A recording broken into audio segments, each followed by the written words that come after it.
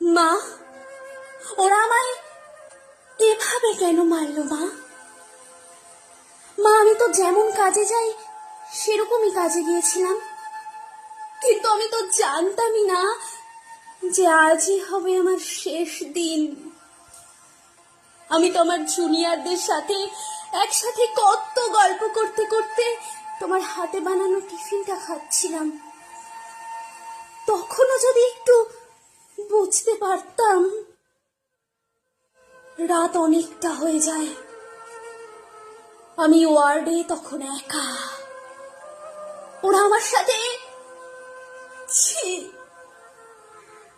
মা, আমার খুব কষ্ট হচ্ছিল জানো তো। অনেকবার আমি বারণ করেছিলাম, চিৎকার করেছিলাম, বাঁচাও বাঁচাও, কে আছো, আমাকে বাঁচাও।